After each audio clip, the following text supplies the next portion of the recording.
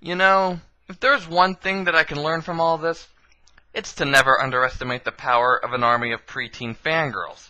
Regardless of how bad something can be, if there is a big enough cult of mindless drones who are willing to pay lots of money into getting their fix of paper-thin characters and poor plot lines, then there is no way of stopping Hollywood from whoring it out for all it's worth.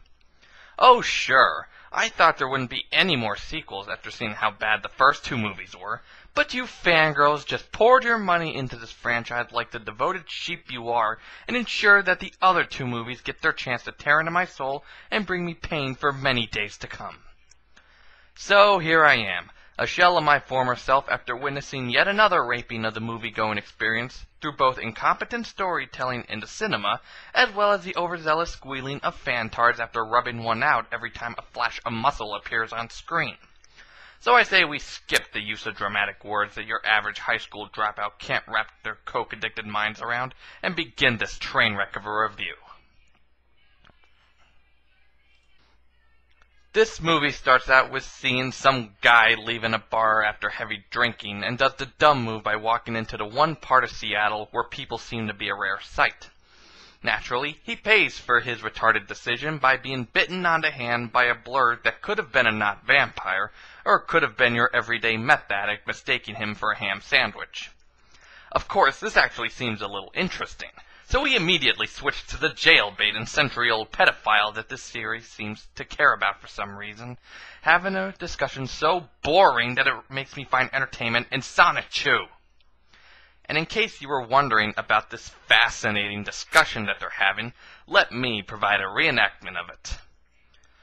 Hey, do you want to marry me? No! Please? No! Please? No! I want to be a not vampire! Will you turn me into one? No. Please? No. Please? No. Did I really pay $8.50 to see this? And if you have a strong enough constitution to stay awake during the first 5 minutes of this movie, we find out that Bella, even though trying to stay in a committed relationship with someone old enough to be her great-grandfather, still has her furry tendencies and wants to see Jacob on the side. To stop this from happening, Edward decides to destroy her truck engine, preventing her from going to see him. And even though destroying Bella's pickup truck should be raising alarms with Bella's father, he doesn't seem to care, because he's too busy working on a missing persons case that's over a year old and didn't even happen in the town that they live in. Yeah, great parenting there, Mr. Holloway. How you wound up with custody of her is something I'll never understand.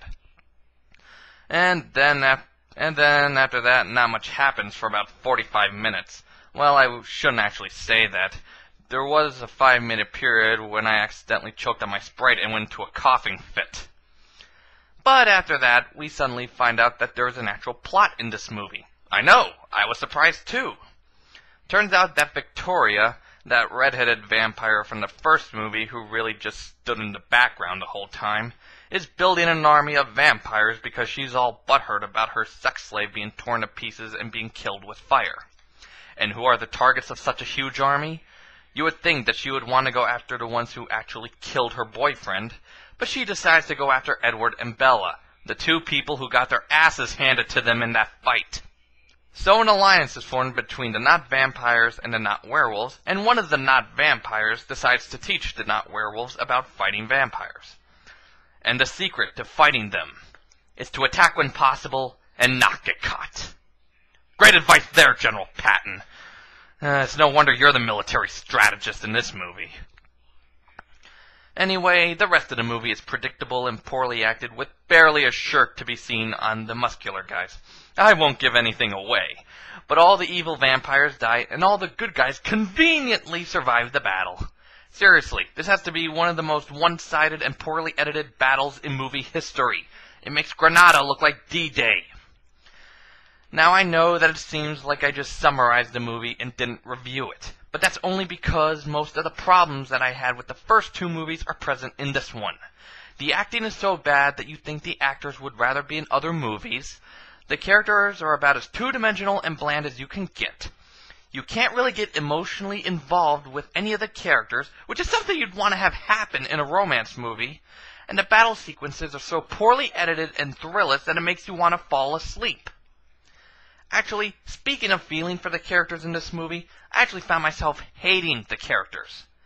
Edward has gone from being confused about his feelings to being a possessive stalker who refuses to give Bella any breathing space. I swear, no matter where she goes, Edward is right there keeping an eye on her from a distance.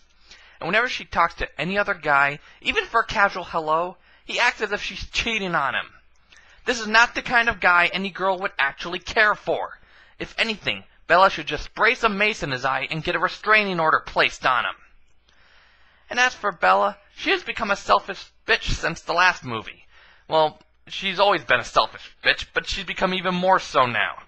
Even though she was supposed to be in a relationship with Edward, she is constantly trying to be with Jacob every chance she gets, who constantly tells Bella that he loves her, which she doesn't even try to keep a secret from Edward. And whenever Jacob tells Bella that he loves her, she always tells him that she doesn't feel the same. And this happens several times throughout the movie. It's like watching the same scene over and over again. This isn't entertaining, it's insanity. And as if Bella can show how much of a selfish bitch she is, she also blackmails Edward when he proposes to her, saying she won't marry him unless he turns her into a not vampire. Fangirls, please tell me, how the fuck can you compare this abomination to cinema and literature to Romeo and Juliet? One of the best examples of romantic tragedy ever written. That would be like me comparing Dr. Strangelove to Disaster Movie. Now I will say that this movie didn't disappoint me as much as the other two. For one thing, the length isn't as long, and the less I see of this franchise, the better off I'll be. And unlike New Moon, something actually happened, even if it didn't make much sense. Still, that doesn't mean it was good by any means, it just means that I hate this movie less than the others. So yeah, that's my review of this pile of crap that was shot out of Stephenie Meyer's head. And I'm sure I'll have to review the next one that comes out, because just calling it quits is something that Hollywood isn't willing to do when they see a profit to be made, even if nobody likes it. So in the end, I'll just give this movie a 1 out of 10 and call it a day, at least till I find another movie that inconveniences me enough to make a review.